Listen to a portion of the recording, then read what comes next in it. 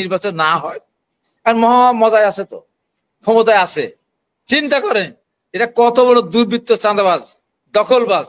এরা ইসলামী ব্যাংক থেকে শুরু করে 5-6টা ব্যাংক সব দখল করে হাজার হাজার কোটি টাকা লুট করে নিয়ে গেছে। জামাত কোচিং সেন্টার, একজন কোচিং সেন্টার, একজন যদি আপনি দেখাতে পারেন জামাত শিবিরের বাইরে, তারপর দিন আপনি যা বললেন হয় তাই শুনবো, সব তারা।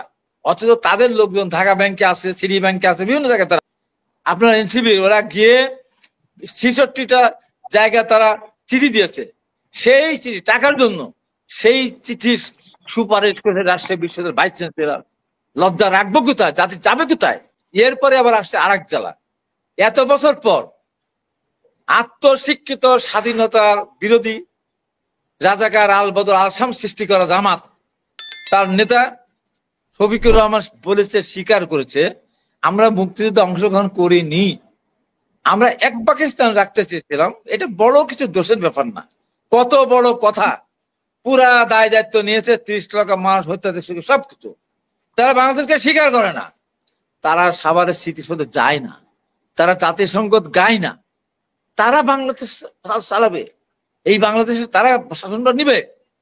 আর আমরা বসে বসে চুপচাপ আমরা তার মুক্তির দিকে বসে বসে দেখবো? কত বড় আস্ফালন!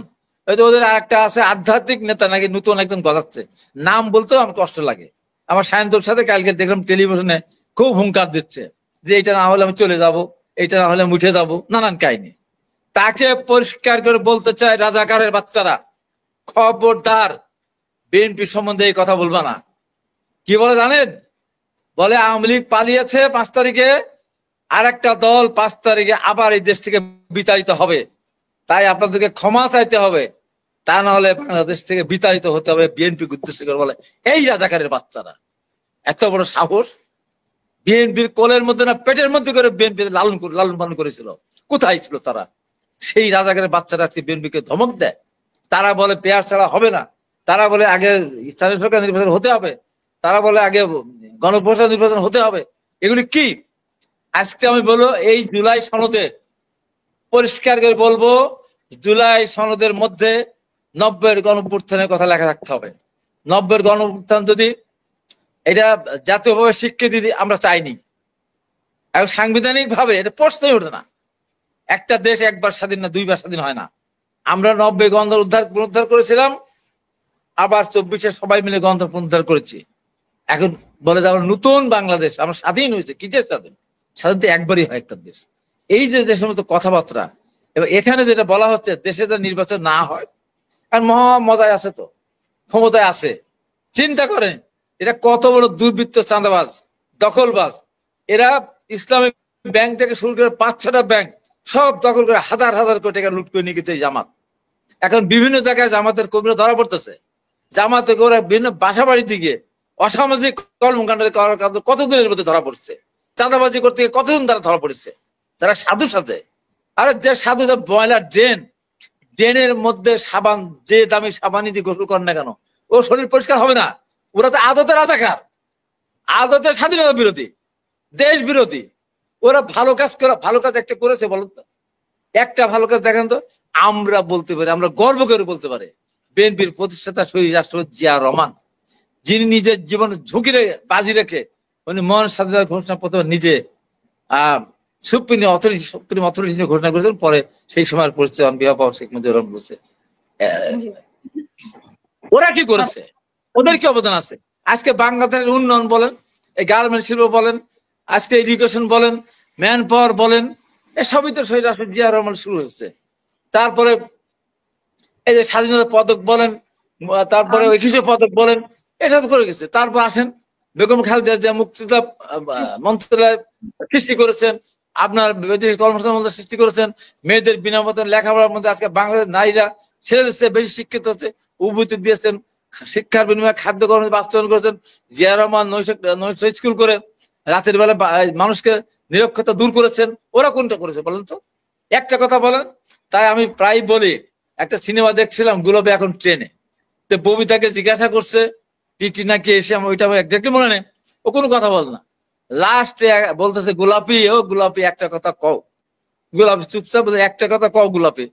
আজকে জামাতকে বলতেছে একটা কথা বলেন, একটা বলেন যে এই কাজটা দেশের জন্য আমরা করেছি, একটা কথা বলতে বলেন তো, বলতে পারবে? একটা কথা একটা কোনটা ক্ষমতায় ছিল না, তারপরে চাঁদাবাজি তারা করে ক্ষমতা ছিল মানে ওই তো, তাহলে ক্ষমতা ছিলই না, তাহলে পরে এত আস্ফালন করে কেন? আর আমাদের তো এতগুলি আমাদের ইতিহাস আছে, ওদের কোন ইতিহাস আছে? ওদের ইতিহাসে রাজাকার ইতিহাস আছে, রক্কারের ইতিহাস আছে, মানুষ হত্যাকার ইতিহাস আছে, জনগণের উপকারের ইতিহাস ওদের নাই।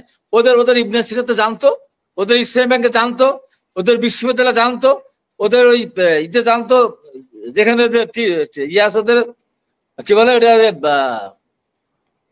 ইয়ে শিক্ষা দেয়, বলে কি বলে জানতো, কোচিং সেন্টার। একজন কোচিং সেন্টার, একজন যদি আপনি দেখাতে পারেন জামাত শিবিরের বাইরে, তারপর দিন আপনি যা বললেন হয় তাই শুনবো, সব তারা।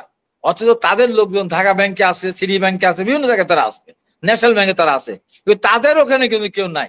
এটা টোটালি একটা এনজিও টাইপের, তারা ওখানে চাকরি করে, ওরা ওদের কথাই বলে, মানুষের কথা ওরা বলে না। ওর বাড়ির কাছে একটা অন্য দলের মানুষ না খেয়ে মারে, তা ওরা দেখে না।